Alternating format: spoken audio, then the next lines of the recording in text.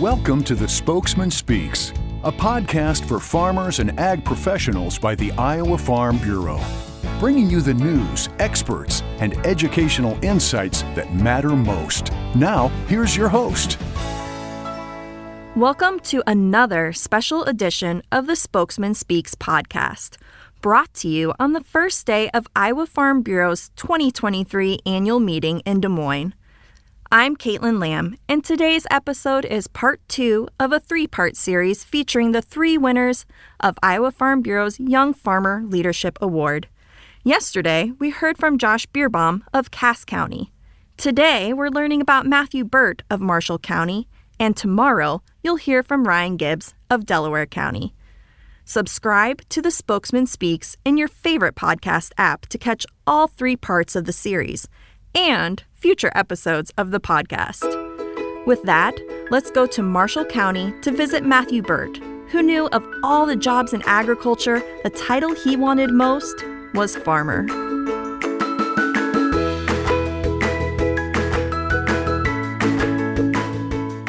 Matthew, congratulations for being one of our Young Farmer Leadership Award winners. Can you tell me about the family farm that we're visiting today? Yeah, so I'm a 6th-generation farmer here in Marshall County. I farm with my mom, my dad, and we have corn, soybeans, contract finished hogs, and we have some cattle as well, too. Now, before coming back to the farm, can you tell me about what led you here? Yeah, so I went to Iowa State, majored in ag business, and throughout college I had a few different internships, and one summer I worked for a farmer as well, too. After college, I worked for a co-op and realized, hey, I wanted to be back on the farm. So I kind of told my dad, I don't care what I have to do, I'm going to work on the farm. So I ended up doing a lot of trucking, got my CDL, and kind of said, whatever needs to be done, I'll do. So that's kind of how I got started back here on the farm, and it's grown from there. Now I'm making more and more management decisions on the whole farm, as well as a few of the acres and the hog barn that I own. Now, going back to your time at Iowa State, you talked about having internships, but I think you missed one of your most important roles that I just happened to know about, that you were Cy the mascot? Yes, I was Cy, and it started off as kind of, hey, it'd be nice to just do the tryout and wear the costume for an hour. After trying it on, I'm like, man, I could probably be the best person at this tryout and actually get it. And it was really cool to be the mascot. One of my unique Cy appearances was I went out to the vet college and was actually Cy standing next to a stallion to do a photo shoot. So it was good to know how to handle myself around livestock, showing animals in the county fair and being around cattle and pigs and horses. I actually had the opportunity to be Cy only twice, just for an ISU extension event. And, well, first of all, I admire you for doing it so much, because those feet are large and it's hard to see. But I've never experienced so much unconditional love before. And it's so funny with like the little kids getting so excited. And speaking of little kids, out here on your farm, we met your wife, Karen, and your little daughter, Rachel. Can you tell me more about them? Karen and I got married in July of 2019, and she came back to the farm, and one of our first dates was she came out and helped me plant some corn, and she's staying at home full-time now, and that's how I grew up. My mom stayed at home, and I think that's cool, because she's able to show Rachel the farm, and she's able to see us drive by with the tractors, and she really waves, and she knows that it could be Papa or me driving that tractor, and I think she's really making that connection that she loves being outside, loves being around animals, loves being on the farm. So that's really cool. Seeing the next generation take part in something that means a lot to you. Yeah, and I could see just in the short amount of time we spent with her love for the animals already. It sounds like maybe sometimes she helps you do some chores. Yep, she's fearless. She's out there helping us feed the calves. She'll pet the sheep, loves seeing the animals, petting the dogs. They mean a lot to her, and she's out in the yard. The border collies are right there. And so with this award, there's a big emphasis on leadership. Can you tell me about some of the leadership experiences that you've had through Farm Bureau? I started on the county board shortly after I came back to the farm. Dad said, if you're going to be farming, you're going to have a role with Farm Bureau. Way to go, Dad. And through his help, I got started with the county board, started going to the young farmer conferences, and went through Ag Leaders. And after Ag Leaders, became a co-vice president with our county board. And then from there, I've been in the president's role, and pretty soon I'll be a voting delegate. It's a lot of activities that our county does throughout the year with our farm to table event, talking to fourth graders in the county about agriculture. I do a thing about tractor safety. I guess one thing I like about Farm Bureau is there's a lot of events that we do as a county to educate grade school or high school kids about agriculture. I was just at GMG Elementary talking to 3rd through 6th graders about what I do on the farm. Did a presentation about the many different hats that a farmer wears. Craig Hill talked about that at a young farmer conference a few years ago about all the different hats a farmer wears. And I said, well, and sometimes you got to take off your hat and you got to put on a tie. So you got to go to the state house and talk to your representatives, or you got to go to Washington, D.C. and talk to your senators and representatives as well there too, because people don't know what works and what doesn't work and what's reasonable out here on the farm unless we tell our story. When you're talking about the wearing the many hats, so I opened up my Spokesman earlier this week to the area pages, and I was like, hey, there's Matthew Burt with all your hats laid out in front of you. And well, my first thought was, that would be so easy for any farmer because you all get free hats like all the time, right? So you'd have so many hats to choose from. But I love what you just said about, and sometimes you need to put on a tie. What sticks out in my mind is I saw this tweet one time, and it was a Farm Bureau group who had met with some congressional leaders, and no one thought that they were real farmers because they had suits and ties on. But farmers do care about making those connections with lawmakers. What types of policy experiences have you had through Farm Bureau that stick out, or conversations even? With Ag Leaders, I was able to go out to Washington, D.C. back in 2016. I was also able to go out with the national policy trip in 2018. And I remember in 2018, we talked a lot about trade and what that means to us as farmers, and what happens on a global scale actually impacts us directly here on the farm, and how we need demand for our products, and we need to go out there and find new places and new ways to sell our products to give the farmers the most money for their products that they raise. Whether or not they have a friendly stance towards agriculture, we still need to tell our stories and show how these regulations impact us as a family farm, because that's what we are. We're family farmers that want to pass it on to the next generation, and we know that every choice that they make at the state capitol affects us in some way. And now you've talked about reaching out to a couple different buckets of people, right? So we're looking at talking to youth about careers in agriculture, and you've also talked about making connections with these policymakers as well. As a hog farmer, I think you know that sometimes there can be opposition in the community to what you do. How do you make those connections to those people, that audience? I think it's going out and trying to tell the community, whether it's a neighbor or a landlord or a friend or a family member in town, why we do it. I mean, I built my hog barn because I wanted to create an opportunity for my family. I wanted to find my role in the farm, and a hog barn was a way that brought me financial stability that I could support myself on the farm and farm full time.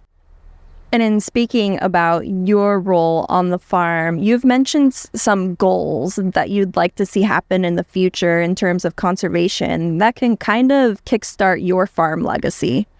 Yeah, so on the family farm, we've been traditionally corn on corn. We have a lot of hog manure, and hog manure provides a lot of good fertilizer for the next year's corn crop. In our operation, it makes sense to grow a lot of corn on corn, and we've been able to do that through conventional tillage, and it's worked really well for us. But I think one thing that makes farmers unique is that we're always striving to do better. We might have a record crop or a really good crop, and we aren't satisfied. There's always something along that process that we could improve. One thing that I see that I could improve on my operation or change is going from maybe a conventional tillage to a strip tillage type practice.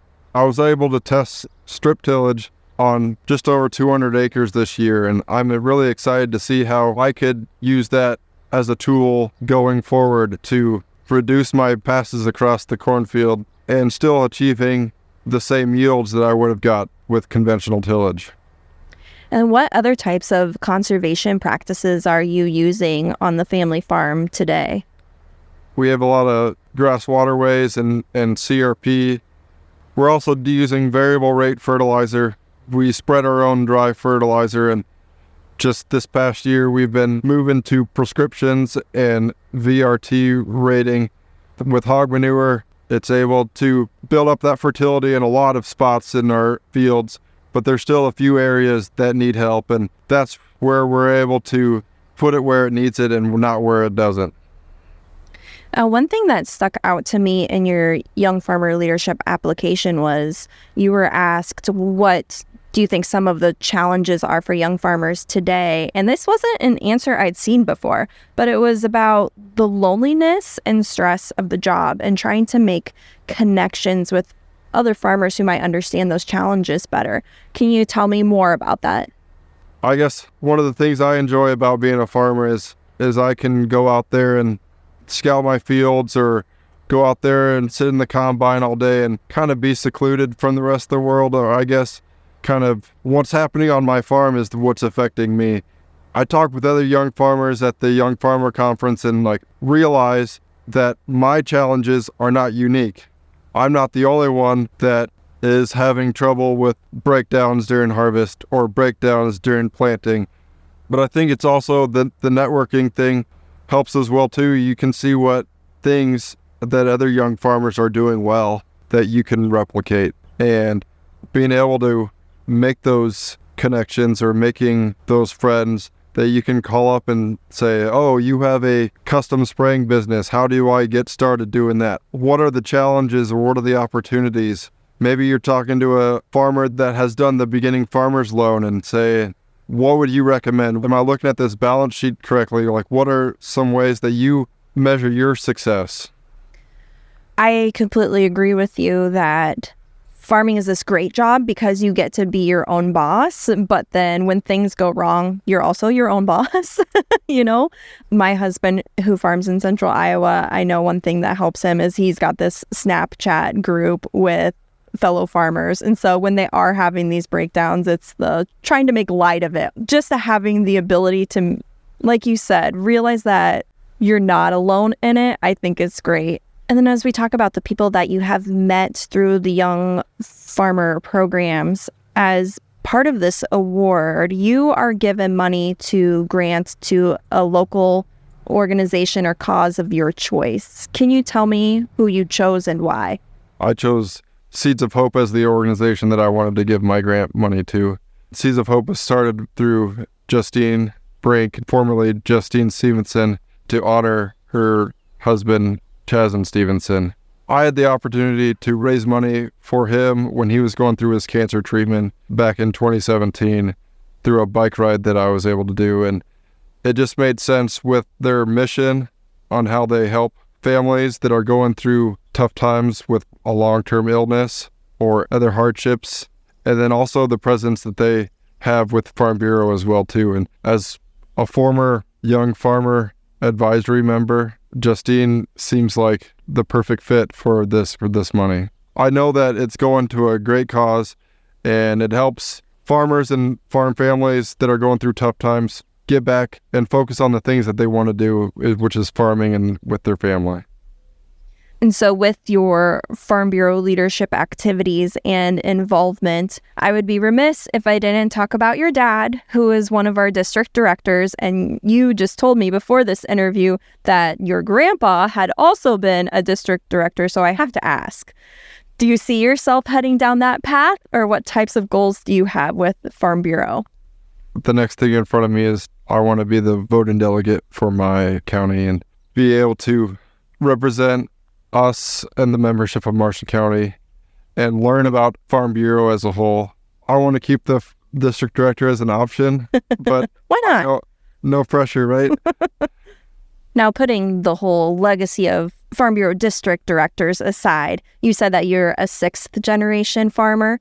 What do you see for the legacy for your family farm moving forward? Yeah, so it's really cool. We have a lot of pictures of our farm throughout the years, and it's really cool to see how the farm has changed and seeing what equipment or what we were doing as farmers at that point in time. And I think every farm has a legacy in some way, shape, or form, and it's really cool to be a part of that because it's more than just a job. It's more than just a business. It's a family business that's been handed down and taken care of on our farm over 150 years. That can be overwhelming. It can cause some stress or some pressure at times, like I gotta take care of the family farm and pass it on to the next generation. But I can't think of anything better than being able to pass down a legacy to my daughter or to the next generation. It means a lot being able to meet people in the community and say, I knew your dad, I knew your grandpa, I knew your great grandpa, and they were great people. They were great farmers. They were involved in the community. That's pretty cool that we as farmers can get that story. So one of the things you said you recently did was talk to youth about all the careers that are in agriculture. While there's this breadth of opportunities, you came back to the family farm. Why was that so important to you? It's important to me because that's how I was raised. I was raised with my family, my dad. It started helping him with different chores around the farm and then going into 4-H and then having my own livestock to take care of. And then using those resources, going into college and seeing what other careers are out there. But I think what brings me back to the farm is getting able to work with my dad, my mom, my brothers, my family, day in and day out. And everyone can be a great farmer, but go about it in a different way. They might be really good at financials and knowing the ins and outs of all their statements with their lenders, or they might be really good at keeping the machinery in tip-top shape and knowing all the way to use their tools, or they might be essentially an agronomist and be able to know exactly how the corn and soybean plant works and what makes it respond. And they might be interested in animals and being able to be a caretaker of the animals in the operation. And there's a lot of different ways, and I see that there's a lot of different ways that I can spend my day and structure my day, and there's endless amounts of different jobs that I can do on the farm, and I can choose it each and every day, which ones will bring me joy, which ones will bring purpose to my career or bring benefits to my operation. And I get to choose that each and every day, and I get to choose how I spend my time to make my farm a better farm to pass on to the next generation. I appreciate Matthew's perspective on how farmers can lean on each other and learn from one another to keep Iowa agriculture moving in a positive direction. Join us tomorrow as we hear from Ryan Gibbs in our final segment of this series, featuring the winners of Iowa Farm Bureau's 2023 Young Farmer Leadership Award. And thank you for listening to The Spokesman Speaks. Thank you for listening to The Spokesman Speaks, a podcast by Iowa Farm Bureau. Check out more podcast episodes at iowafarmbureau.com/podcast. You can also find and subscribe to the Spokesman Speaks podcast in the Apple Podcasts app, Google Podcasts, Spotify, iHeartRadio, and other popular podcast apps. We appreciate your ratings and reviews, and we welcome you to email us your feedback at podcast@ifbf.org.